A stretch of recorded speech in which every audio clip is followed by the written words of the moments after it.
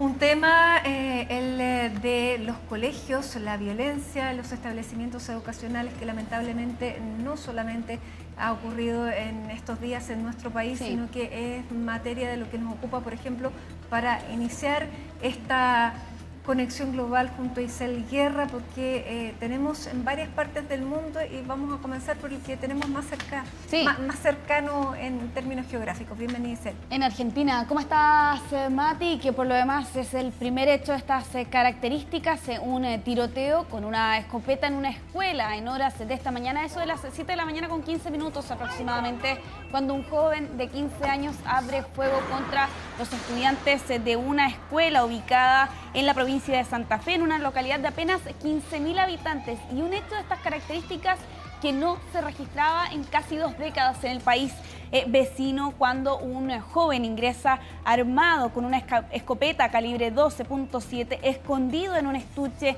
de una guitarra por la puerta del colegio, cuando dispara en este patio interno, y con las imágenes y los registros que quedan, por cierto, de esta fatídica jornada que deja un adolescente fallecido y otros 2 que recibieron disparos de perdigones durante este hecho, cuando lo que se planteaba, estaban izando la bandera, eso de las 7 de la mañana aproximadamente, y ocurre precisamente este hecho que desata el verdadero caos, Mati, y lo están viendo ustedes ahí en las imágenes y en los registros de esta jornada. Verdadera conmoción, teniendo en cuenta que el agresor o el presunto agresor, ahí la justicia lo va a tener que determinar, pero que fue la persona detenida, es un adolescente de apenas 15 años que estaba atravesando el tercer año en las escuelas de Argentina y que ahora es apuntado como el responsable de este hecho. La víctima, un joven de 13 años, Ian Cabrera Núñez, como ha sido identificado, junto con él otras 2 personas heridas, 2 menores de edad de 13 y 15 años, fueron alcanzados por perdigones. Actualmente sus vidas no corren peligro, pero a eso se suman también a otras 6 personas que resultaron heridas leves, producto de lo que ocurría precisamente en momentos posteriores a este ataque, ¿no? La desesperación evidente ante lo que estaba ocurriendo y los disparos que se escuchaban por esos momentos, y que había desatado precisamente esta reacción del resto de los estudiantes de intentar escapar. Hay relatos incluso que plantean que algunos de ellos cruzaron ventanas que se terminaron por romper debido evidentemente al miedo que sentían durante ese momento debido a este hecho que ocurría durante esta jornada. El joven de 15 años no aplica la ley que hasta hace algunos días atrás había sido incluso sancionada tras esta presentación del proyecto del gobierno de Javier Milei, que buscaba reducir la imputabilidad penal a los 14 años. ¿Por qué? Bueno, porque todavía no entra en vigor. Faltan varios meses precisamente para esa instancia, y por eso entonces este joven de 15 años no es imputable ante la ley. Lo que plantean aquí algunos cercanos de este joven y también del círculo de este colegio donde se vio este incidente es que aparentemente estaría sufriendo episodios de bullying dentro de la comunidad educativa, así como también una situación muy compleja, como lo señalaban aquí las autoridades locales respecto de su familia. Vamos a revisar parte de las declaraciones que entregaban durante esta jornada tanto algunos estudiantes, así como también el gobernador de Santa Fe, ante este hecho que no solo ha conmocionado a esta provincia, sino que a un país completo. Metió la escopeta en un estuche de guitarra, sale del baño, grita sorpresa, empezó a los tiros. Supuestamente dicen que primero quería matar a los amigos, y como los amigos no estaban, empezó a tirar hacia la Bartola. Yo estaba corriendo, me silbaron los perdigones y todo. Y dice que cuando le sacan el arma y los cartuchos, empezó a correr así. Y cuando lo agarra la policía, que lo meten a patrullero, él se empieza a reír loco y empieza a decir que quería matar a toda la escuela.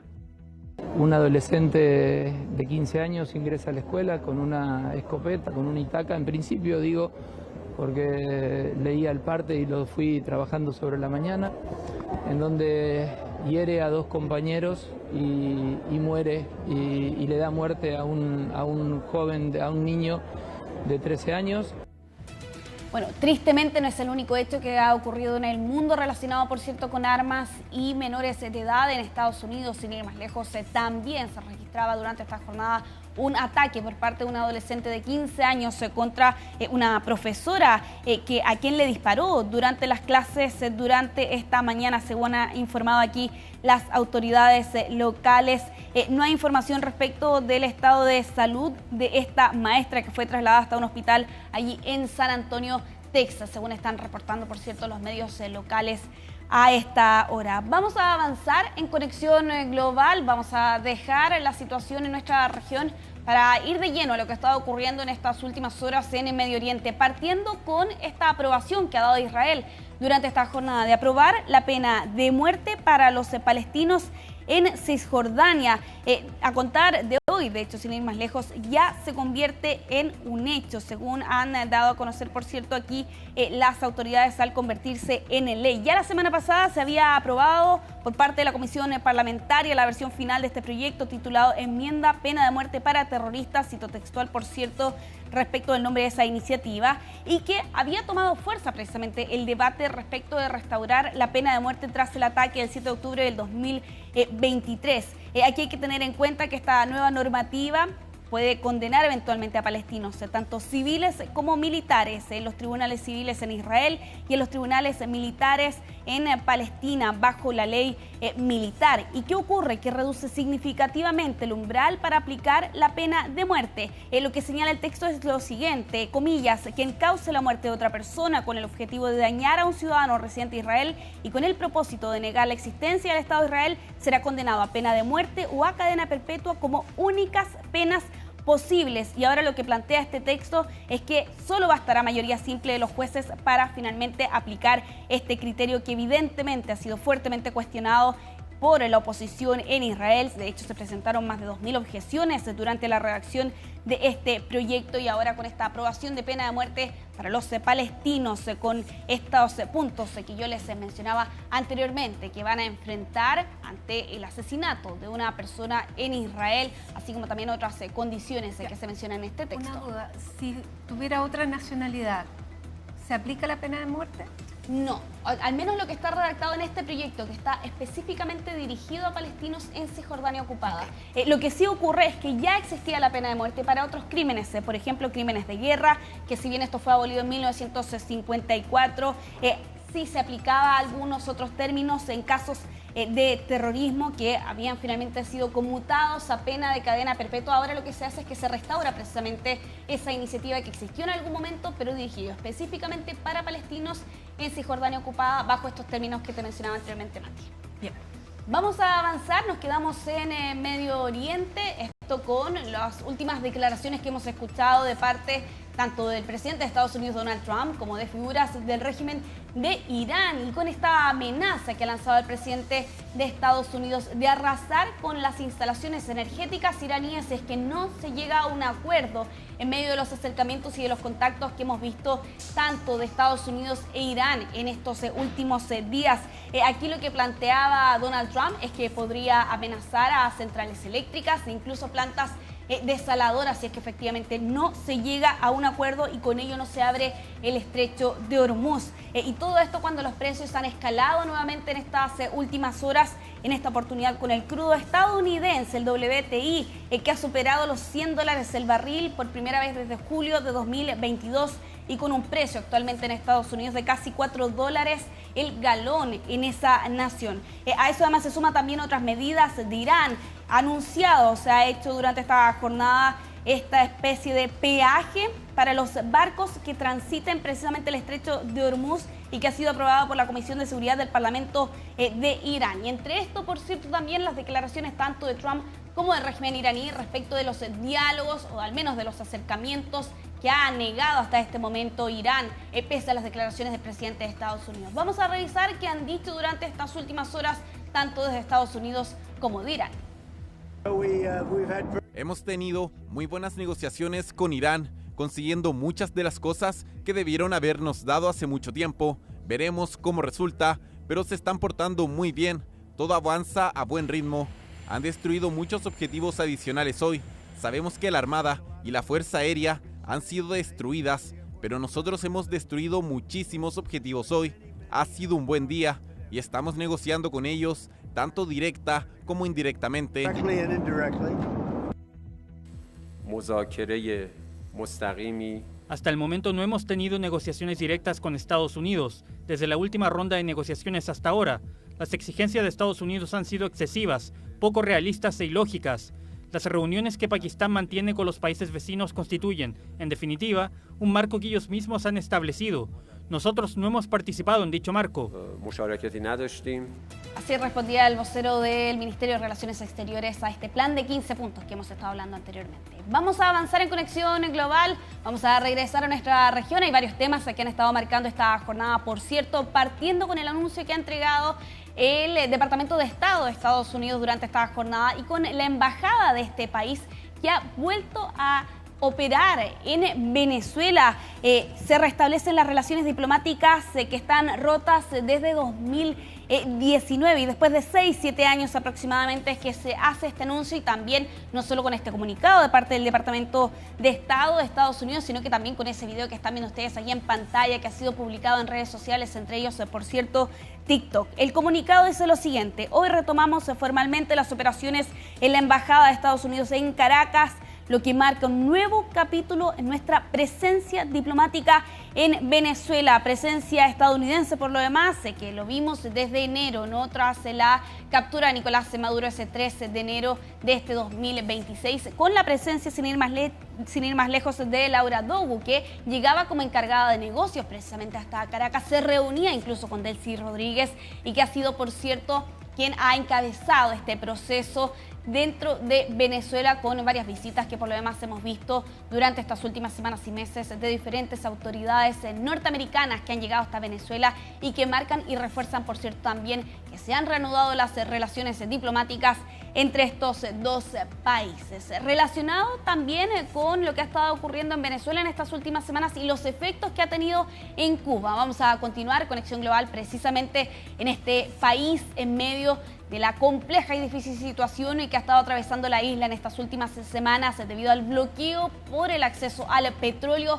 Es que durante este día lunes se ha conocido que un petrolero ruso finalmente ha llegado hasta la isla. Estamos hablando del barco Anatoly Koloditkin, que zarpó hace 20 días atrás desde un puerto ruso cargado con 730.000 barriles de crudo y que finalmente ha llegado durante este día lunes al puerto de Matanzas, en la costa norte de la isla. ¿Cuál es la razón que ha cambiado aquí para que finalmente un país llegue con su cargamento de petróleo? Bueno, Estados Unidos ha flexibilizado finalmente el bloqueo que había anunciado tras la captura de Nicolás Maduro y de hecho el día de ayer por la noche Donald Trump señalaba lo siguiente: tenemos un buque cisterna allá afuera, haciendo alusión a este petrolero, no nos importa que alguien se lleve un cargamento porque ellos, haciendo alusión a los habitantes de la isla, lo necesitan, tienen que sobrevivir, lo que supone un alivio inmediato, por cierto. Patrick Hoffman está en La Habana y desde allá, por cierto, entrega su reporte y su informe de lo que ha estado ocurriendo en estas últimas horas.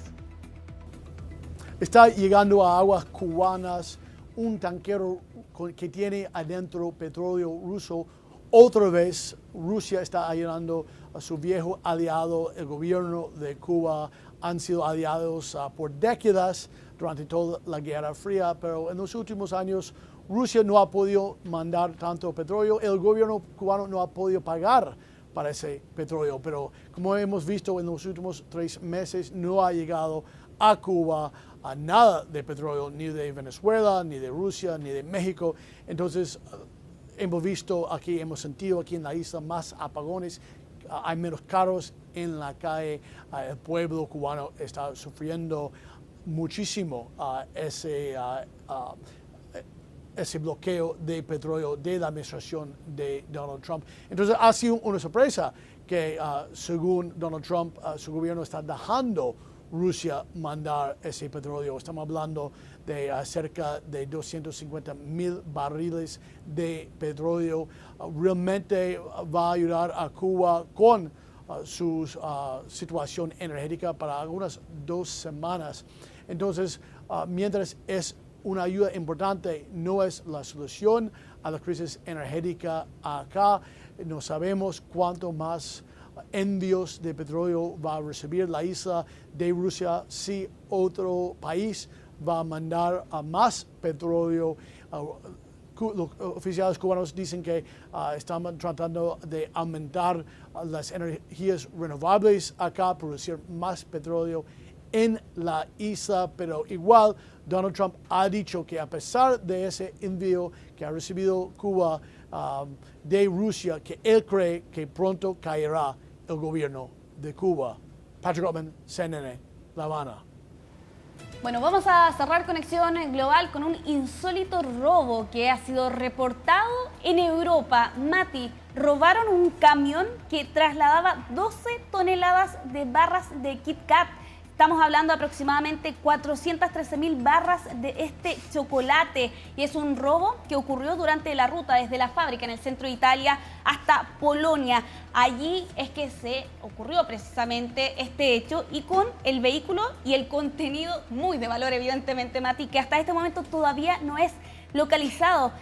Con robos, por lo demás, cada vez más sofisticados, señalan desde la compañía porque señalaban, abro comillas, si bien apreciamos el gusto excepcional de los delincuentes, lo cierto es que el robo de carga es un problema creciente para las empresas de todos los tamaños. Señalaban desde Nestlé, la compañía detrás de Kit Kat. Curioso el robo. De todas formas. Muy curioso. Casi, bueno, ahí vamos a dejar las investigaciones. Claro. Pero, bueno, qué pérdida. Ojo que en 2023 un británico robó 200.000 huevitos de chocolate. Así que también vemos que es un robo al parecer que está creciendo bastante. Bueno, muchísimas gracias, Giselle. Te espero mañana con otras noticias. Hacemos una pausa con imágenes de Punta Arenas a esta hora, 7 de la tarde con 14 minutos. Ya estamos de regreso con más.